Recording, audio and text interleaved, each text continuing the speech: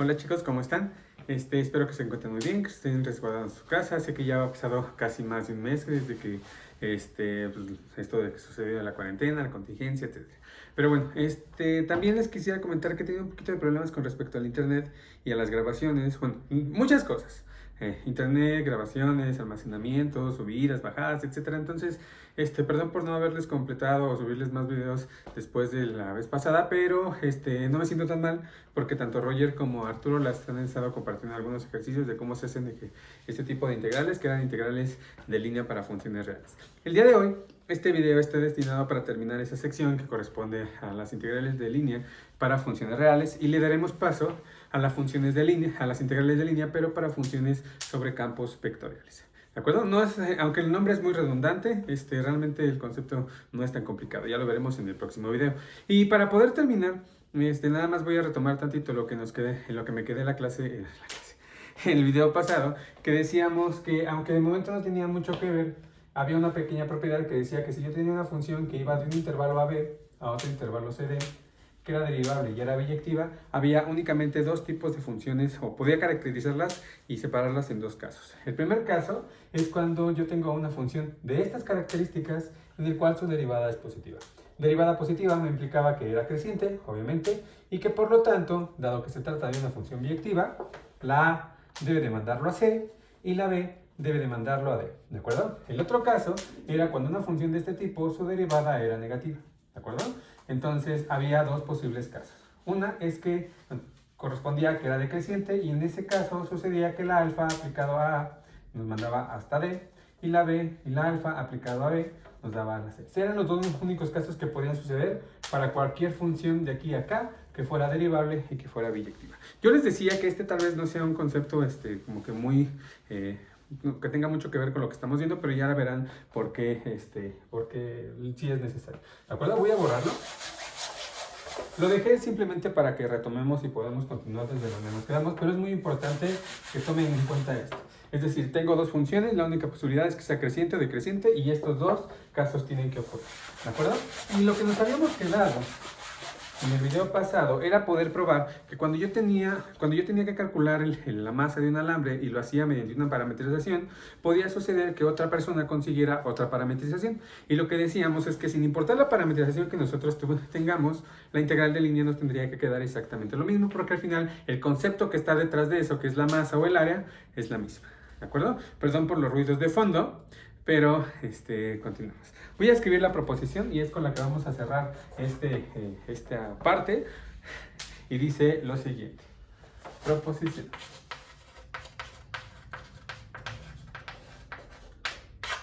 Dice sea una gama contenida en Rn, curva parametrizada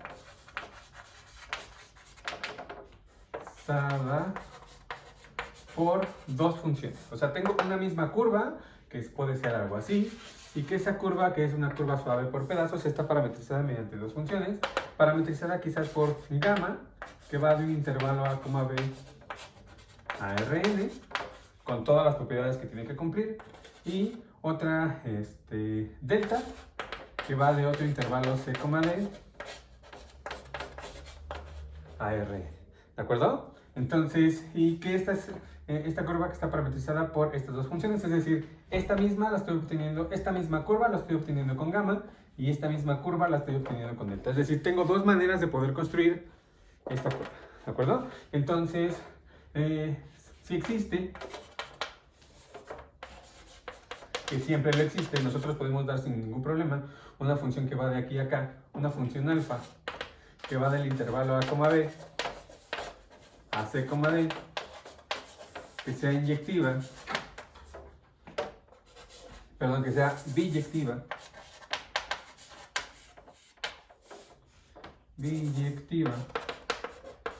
y de clase C1, es decir, que sea derivable y que su derivada sea continua, aunque esta parte tal vez no sea necesaria, tal vez va a ser necesaria para esta parte, pero bueno, siempre se puede encontrar de estas características, tal que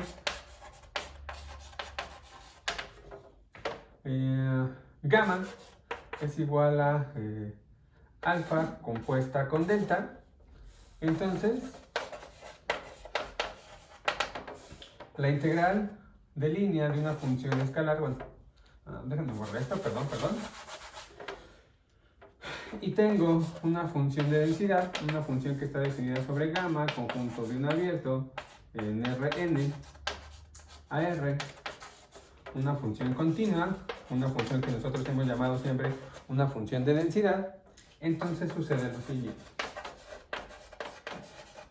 Entonces, la integral de línea con respecto a la función sobre la curva gamma, con respecto a la parametrización, esta va a ser igual a la integral de línea de la función sobre la misma curva, pero con respecto a la segunda parametrización. ¿De acuerdo? Es básicamente un teoremita muy bonito porque te dicen, no te preocupes cómo lo vas a parametrizar, te va a quedar siempre el mismo resultado. No, nada más preocúpate porque tu parametrización sea lo menos complicada posible. ¿De acuerdo, muchachos? Entonces vamos a demostrar esto, que aunque aparentemente sea muy complicado, realmente es muy sencillo. Tomen en cuenta una parte que es importante que quiero rescatar. Es esto. Aquí dice, si existe una función que esto cumpla, entonces esto va a cumplir. No se preocupen por esto, porque al final nosotros siempre podemos dar una función que vaya de un intervalo a otro, mediante simplemente una línea recta. ¿De acuerdo? Pero bueno, algunas veces pueden ser no por una línea recta y puede cumplir y cumple todas estas propiedades. Entonces, esto de aquí no se preocupen. Básicamente lo que dice esta proposición, y se los he dicho ya repetidas ocasiones, es que no importa cómo tú parametrices la curva, siempre y cuando sea una buena parametrización, es decir, que cumpla lo que tiene que cumplir, la integral te va a quedar exactamente lo mismo. Es decir, si la hace Juanito por una o si lo hace Pedrito por otra, les va a quedar exactamente el mismo resultado. Ya posiblemente lo que puede variar es el tiempo que tarden en resolverlo cada una. Pero bueno, basta de hablar y vamos con la prueba. ¿De acuerdo? Entonces vamos a empezar con la prueba del enunciado. Y como bien recordarán, cuando nosotros teníamos una función alfa con la característica de que fuera biyectiva y que fuera derivable, teníamos dos condiciones. La primera condición es que la alfa que su derivada fuera positiva, es decir, que fuera creciente. Y la segunda condición es que la alfa fuera decreciente. ¿De acuerdo? Entonces, aquí en teoría tendría que hacer la prueba por dos casos. Para la alfa positiva, para alfa prima positiva, o sea, cuando es creciente y cuando es decreciente.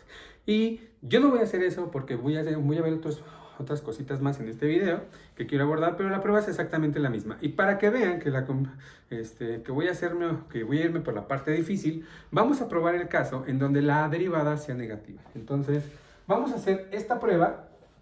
Lo voy a poner aquí, para el caso en el que alfa prima, bueno, lo voy a poner mejor de este lado para que sea un poquito más claro. La prueba la haremos para el caso en donde la alfa prima era negativa. Y si bien recordarán, con alfa prima negativa, es decir, decreciente, tenía yo dos cosas automáticas. Como era decreciente y va de este intervalo a este intervalo, significa que la alfa aplicado a A es igual a D, y por otro lado, que la alfa aplicado a B es igual a C. ¿De acuerdo? Entonces, este es el caso que vamos a demostrar. El otro es exactamente igual, nada más cambian los límites de integración, cambian otras cosas, pero realmente no cambia mucho la prueba.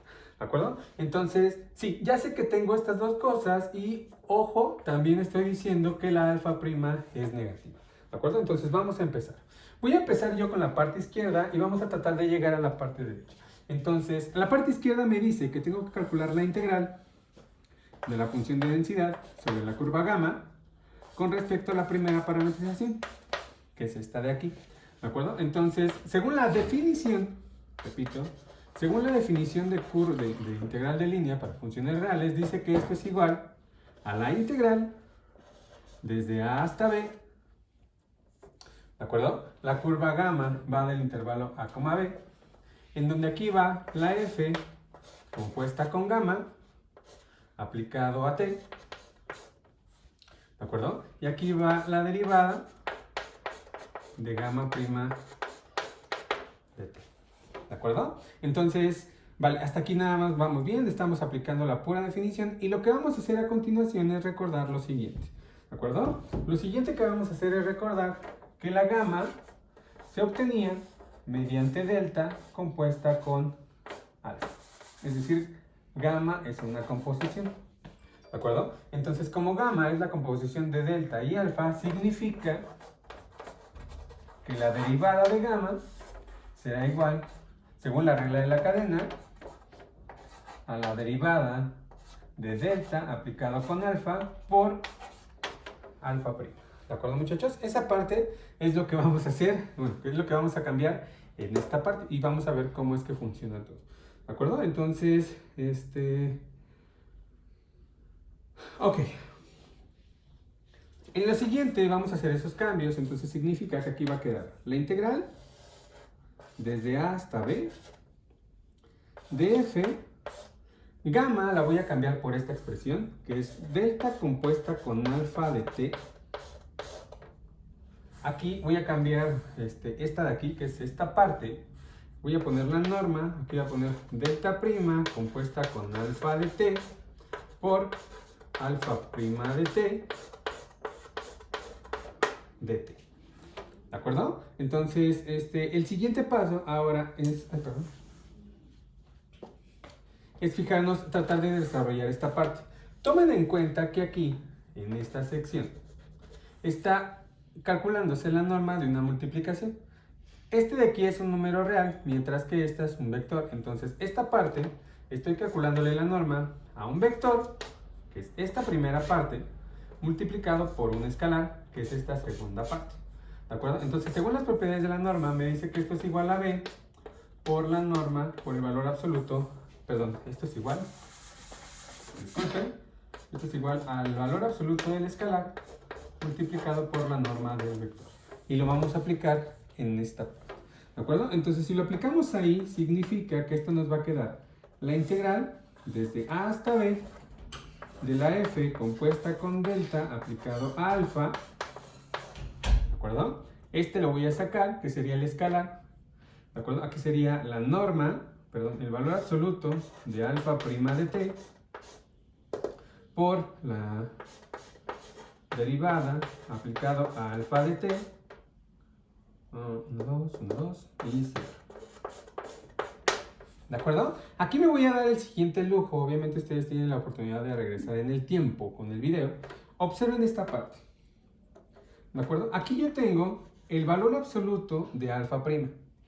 Alfa prima habíamos considerado que, que su derivada, la derivada de alfa, era negativa. Eso significa que el valor absoluto, aquí le estoy calculando el valor absoluto de un término que es negativo.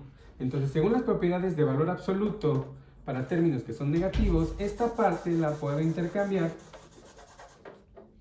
y aquí colocar menos alfa prima de t.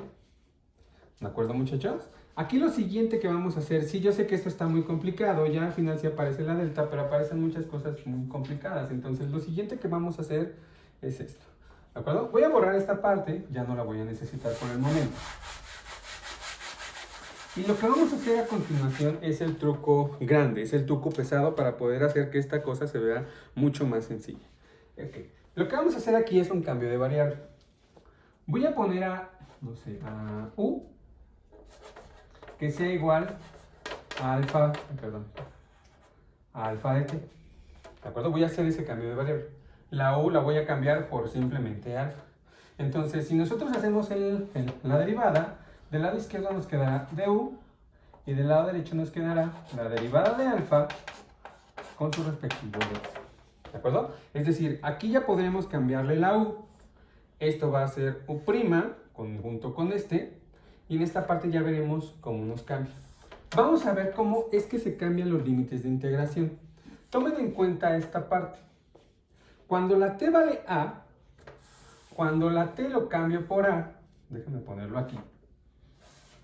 Si la t vale a, significa que la u será alfa de a. ¿De acuerdo? Pero alfa de a es igual a d.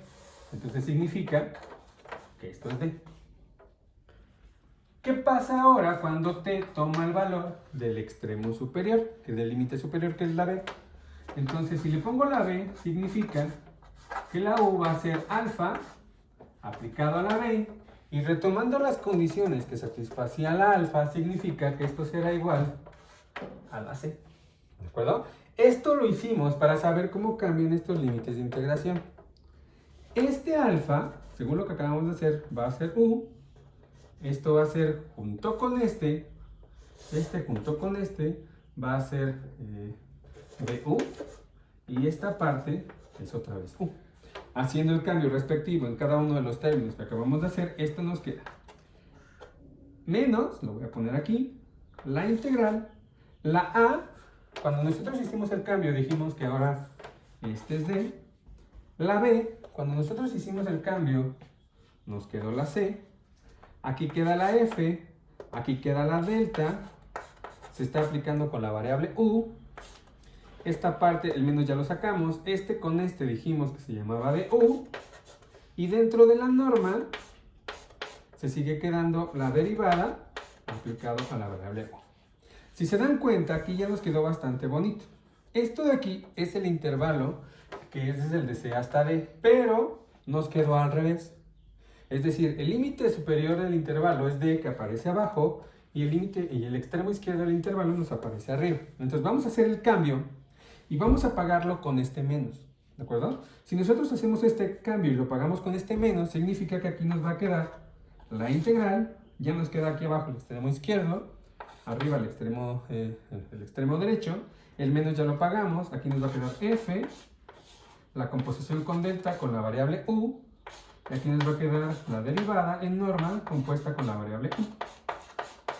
¿De acuerdo? Esto por definición, siguiendo esta parte y esta parte, si se dan cuenta es exactamente lo mismo, nada más que aquí ocupé aquí lo estoy haciendo con la parametrización gamma, aquí lo estoy haciendo con la parametrización delta, significa que esto corresponde a la integral de línea sobre esta curva de esta función de densidad con respecto a la parametrización delta, ¿de acuerdo? Y con esto hemos conseguido que este y este sean iguales. ¿De acuerdo, muchachos? Entonces ya con esto terminamos la parte fuerte de integrales de línea para funciones reales, y esto, repito, nos dice que no importa cómo lo hagas, te va a quedar exactamente lo mismo.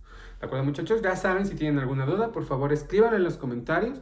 Yo trato de ser lo más claro posible, trato de irme lo más calmado posible. Afortunadamente, aquí no hay tantas interrupciones como en clase, entonces pueden hacerlo y repetirlo tantas veces como sea necesario. Ahí ya no me voy a, digo, no me molesta, pero ahí ya ustedes tendrán la necesidad de repetirlo cuantas veces sea necesario. E incluso si tienen dudas, me pueden consultar en los comentarios de la publicación que les hará Ale más adelante. ¿De acuerdo? Ya para terminar este tema, me gustaría comentarles un par de cosas, ¿de acuerdo? Esta parte la voy a borrar, afortunadamente me copo bastante bien el espacio, y bueno, nada más me gustaría comentarles un par de cosas para poder concluir con este video.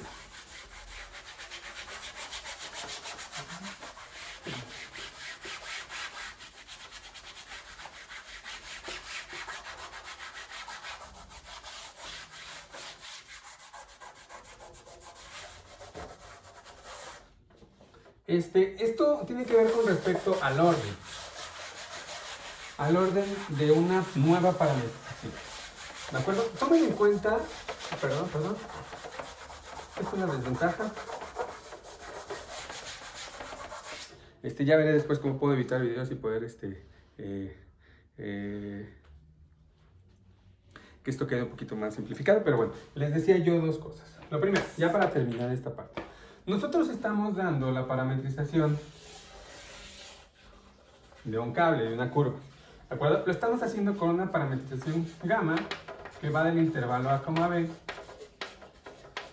en Rn, que es justamente donde vive esta curva, ¿de acuerdo? Es decir, esta curva me está parametrizando esta parte. Habíamos quedado que el punto gamma aplicado al extremo izquierdo, o sea, este puntito correspondía a gamma de A. Este punto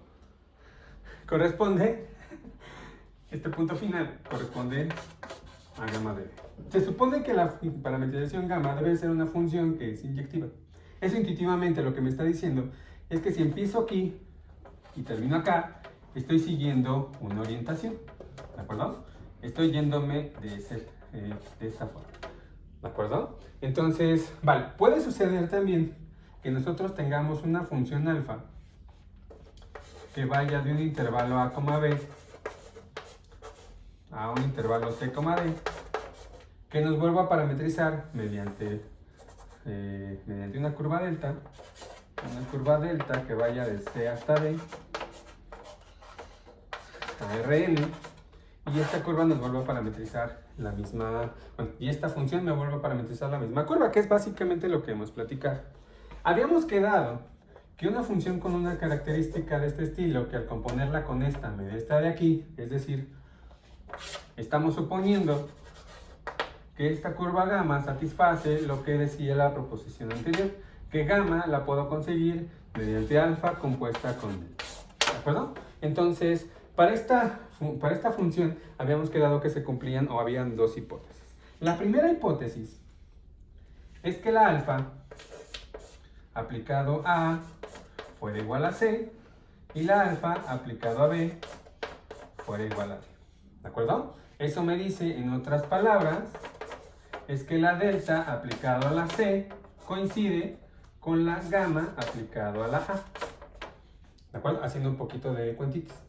Entonces, si ustedes, esto lo que significa es que para este tipo de casos en donde la alfa prima es positiva, que es donde sucedían estos dos, el hecho de que yo diga que esto sucede es porque esto sucede y obviamente también tendríamos que la delta aplicada a la D corresponde a la gamma de B. ¿De acuerdo? Eso significa que si yo tengo una función alfa prima que es positiva, esta sigue siendo el punto inicial de mi curva y este sigue siendo el punto final de mi curva, ¿de acuerdo? Con estas condiciones, es decir, mantuvimos el orden. Mantuvimos, la orientación, seguimos avanzando como lo hacía anteriormente esta curva de aquí, ¿de acuerdo? Pero también puede suceder que la alfa prima sea negativa. Cuando la alfa prima es negativa, habíamos quedado que la alfa aplicado a la A coincidía con la D y que la alfa aplicado a la B coincidía con la C. Haciendo un poco y suponiendo esta composición, lo que nos está diciendo esta parte es que la delta aplicado a la C coincide con gamma de B y con esta parte estamos diciendo, en otras palabras, que la delta aplicado a la D coincide con gamma de A. Esto, aquí lo que nos está diciendo es, yo tengo mi curva, que es esta. Originalmente esto era gamma de A y esto era gamma de B, como justamente lo mencioné ahí. Pero si nosotros tenemos una función, déjenme dividir. Pero si nosotros tenemos una función, donde la derivada es positiva y tratamos de volver a parametrizar esta curva, y esta función satisface que su alfa prima, es decir, que su derivada es negativa, significa que si originalmente íbamos así, con esta orientación, ¿de acuerdo? Con esta nueva, significa que la nueva parametrización ahora empieza aquí y ahora termina acá. Es decir, ahora esto es delta de C, que es donde empieza mi delta de C, que es donde empieza la otra parametrización, y aquí es donde termina, que es delta de D. ¿De acuerdo? Entonces, en otras palabras, lo que está diciendo es que en caso de que la alfa prima sea negativa, la orientación ahora va hacia el otro lado. ¿De acuerdo? Entonces, cuando esto pasa, decimos que la orientación se preserva. La orientación se preserva, mientras que si este es el caso, decimos que la orientación se invierte. ¿De acuerdo? En otras palabras, déjenme ponerlo aquí, que creo que es lo mejor que hubiera hecho. Dice que si alfa prima es positiva y si alfa prima es negativa, la orientación se preserva, mientras que si la alfa prima es negativa, la orientación se invierte. ¿De acuerdo, muchachos? Entonces, esta es la manera en cómo puede suceder que nosotros continuemos con la misma orientación o lo hagamos con la orientación inversa, pero no se preocupen si vamos así, si empezamos aquí y terminamos acá, o si empezamos acá y terminamos aquí. Según lo que acabamos de mostrar hace un momento, las dos integrales de línea para funciones reales nos van a dar exactamente lo mismo. ¿De acuerdo, muchachos? Ya ahora sí, la segunda parte que quería comer con ustedes, que tiene que ver con esto, déjenme borrarlo aquí rapidísimo. Mi asistente ya me pudo limpiar el trapito, entonces ya lo voy a poder borrar más rápido. La segunda parte, ya para terminar, hay una nueva orientación. Cuando nosotros tenemos una curva y la estamos orientando cuando nosotros tenemos una curva, perdón, es que siento que cuando borro no me escucha.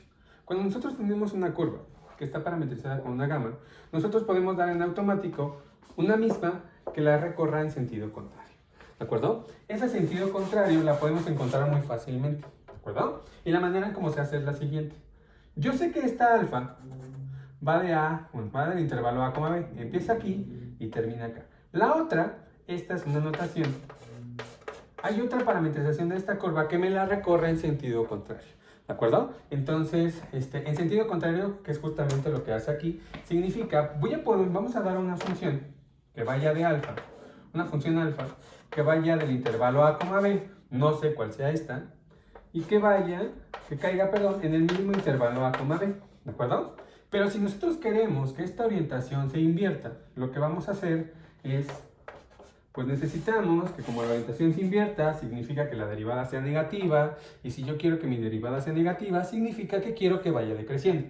Entonces, estamos definiéndola sobre un intervalo A, B, en el mismo intervalo A, B, pero si quiero que vaya decreciendo, significa que la B empieza significa que la A empieza en B, y que en B empieza en A. Es decir, vamos a dar la parametrización de esta curvita. Estamos trabajando en este cuadradito y lo que quiero que hagamos es dar una función alfa, que esta es muy especial, por eso le voy a poner un pequeño asterisco.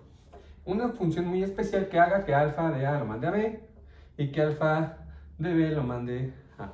¿De acuerdo? Entonces, esta es muy sencilla. La alfa que me hace esto, lo voy a poner en términos de la t, es bastante simple. Ustedes la pueden hacer sin ningún problema. Es simplemente dar la función que me parametriza esta recta, donde A lo mande a B y donde B lo mande a A.